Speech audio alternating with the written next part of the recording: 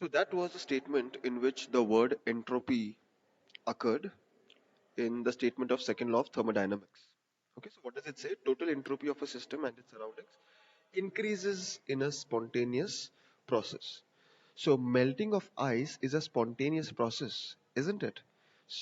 For example, if you keep an ice cube, okay, on the table, do you need to do anything, uh, externally? No, you don't have to. The fact that you're just keeping it on the table, it will automatically melt. So it's a spontaneous process. It's not a non-spontaneous process. No, it just happens naturally. So total entropy of a system and its surrounding increases. So it increases, and so when I say it increases, means the randomness increases. Okay, the second statement is the spontaneous flow of heat is always unidirectional from higher temperature to lower temperature. No? So spontaneous flow of heat is in one direction. So when I say unidirectional means it's in one direction from higher temperature to lower temperature. For example, my dear students, if you hold one iron rod, okay, horizontally, no, and using a candle, if you heat one end, okay, if you start heating one end, slowly what will happen is that heat will get transferred from that higher temperature to that side, which is not even heated. So slowly it will move to the lower temperature. Okay, so the heat will start flowing from higher temperature to lower temperature. So after some time, what will happen is that entire iron rod will become hot. Huh? Third point, heat cannot be completely converted into an equivalent amount of work without producing permanent changes either in the system or its surroundings. So I'll repeat that statement. Heat cannot be completely converted into equivalent amount of work. No? Sometimes we feel that if I'm providing so much of heat, X amount of heat, so the work should also be done in that X quantity. Okay? No, it doesn't happen. It doesn't get completely converted into work. No? Unless there is some permanent changes in the system or surrounding. And the last statement is no machine has yet been made that has an efficiency unity. Okay, the meaning of this statement is that no machine is perfect to give 100% yield or 100% productivity. There will always be some error, there will always be something that would be lacking in that machine, no, so that its productivity gets affected or hampered.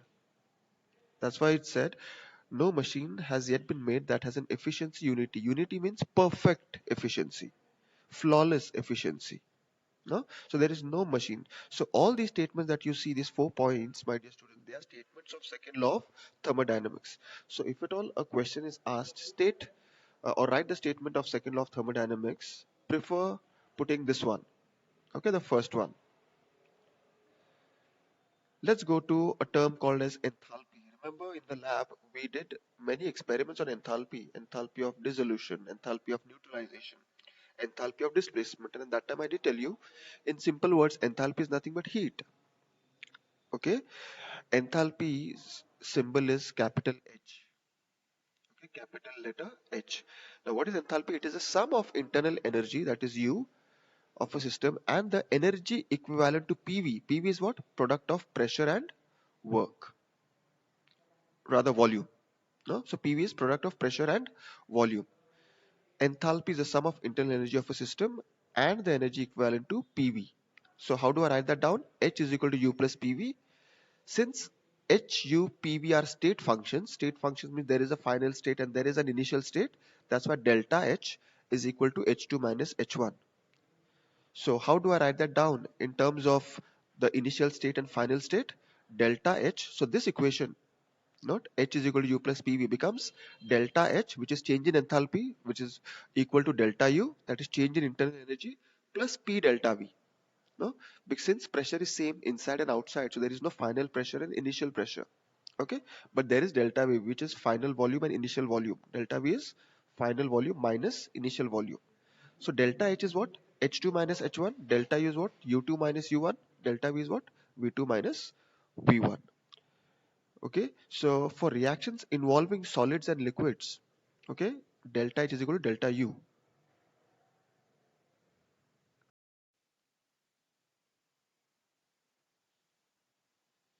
So relationship between delta H and delta U for chemical reactions. If it's a gas, is delta H is equal to delta U plus P delta V.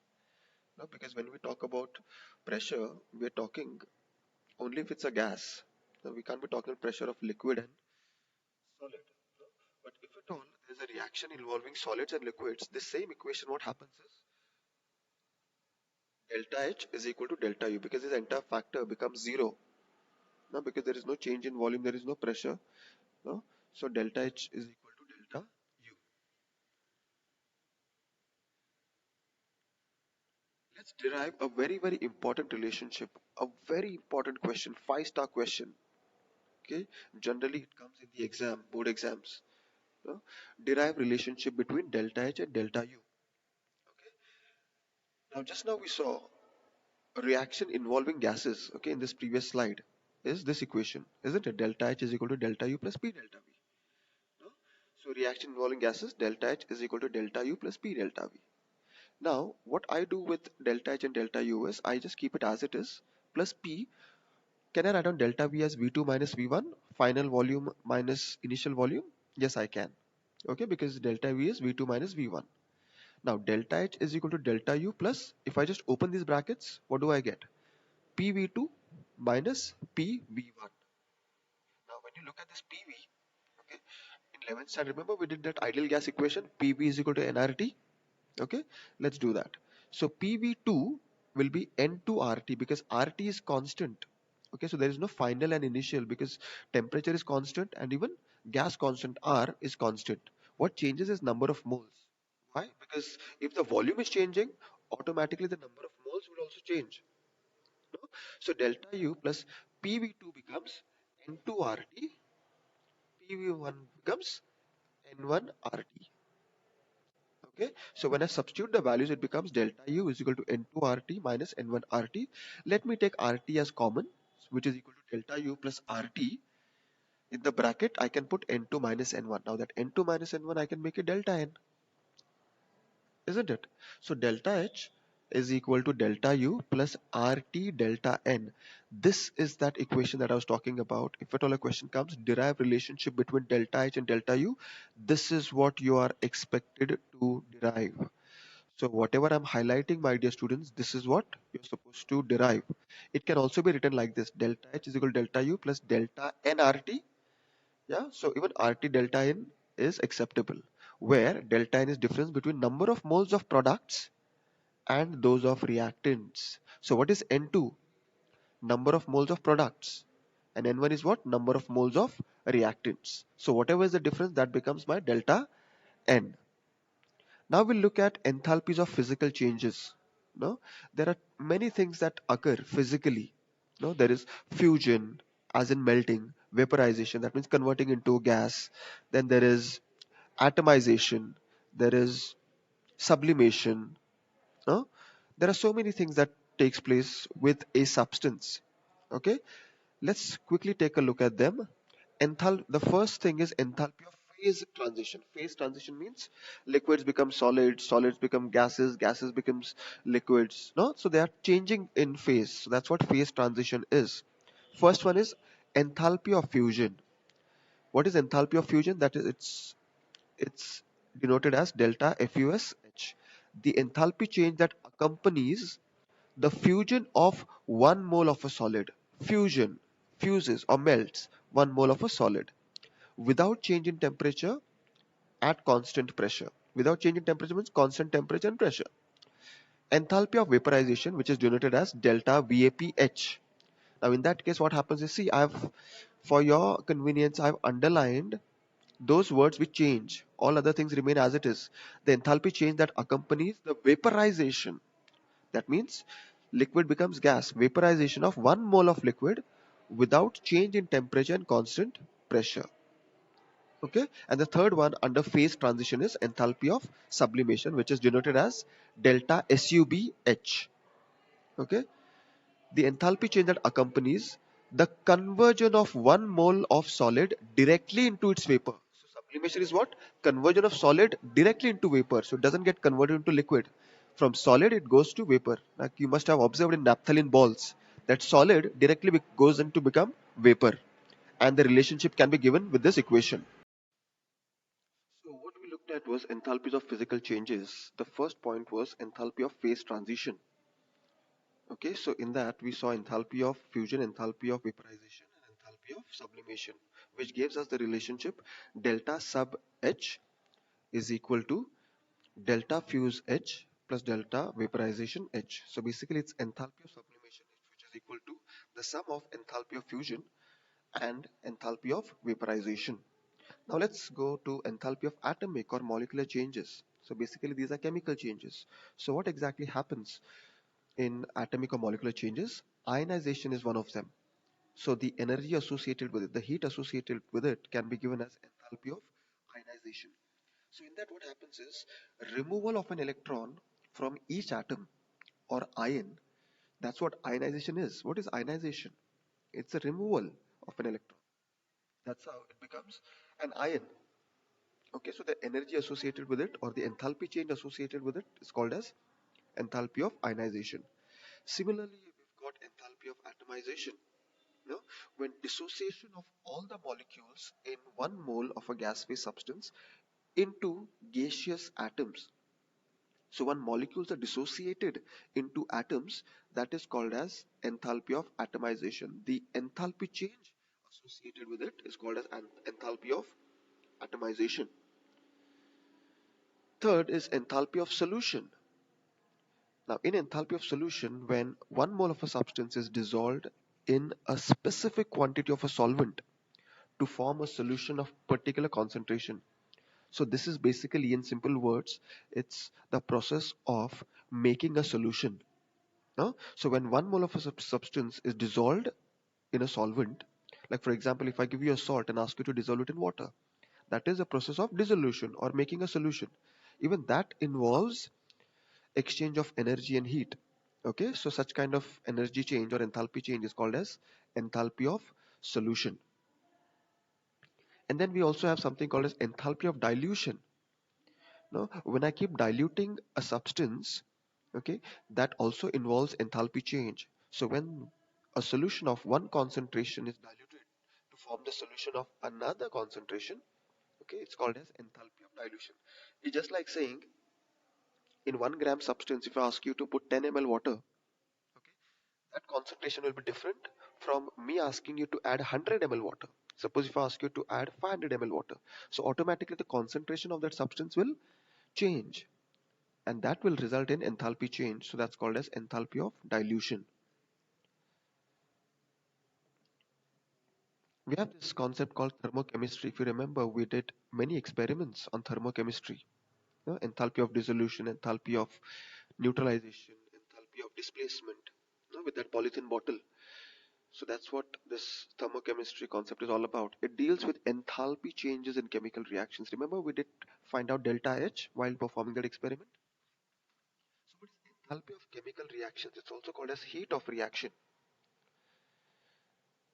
Delta H is equal to summation of the energies of products minus summation of that of the reactants.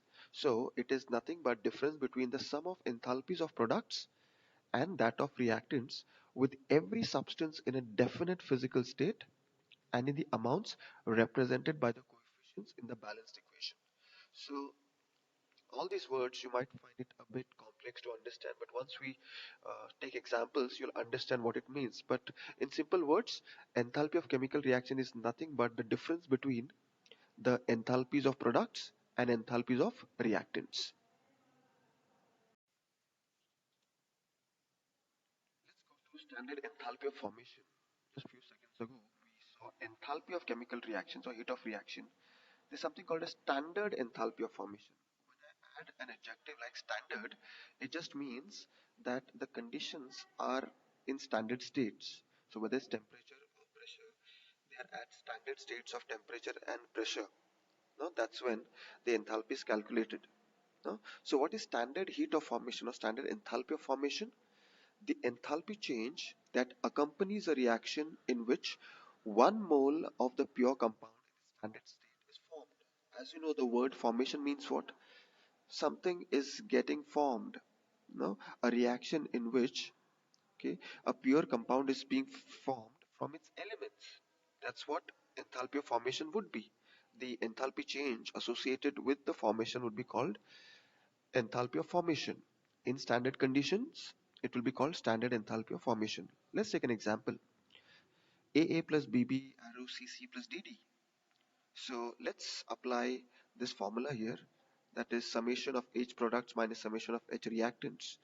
So in that case, my standard enthalpy formation would be what? Let's take a look only at, in the beginning, since you're talking about summation of products, let's look at products only, that is CC plus DD. You put the coefficient outside and then you put enthalpy of formation of C plus enthalpy of formation of D.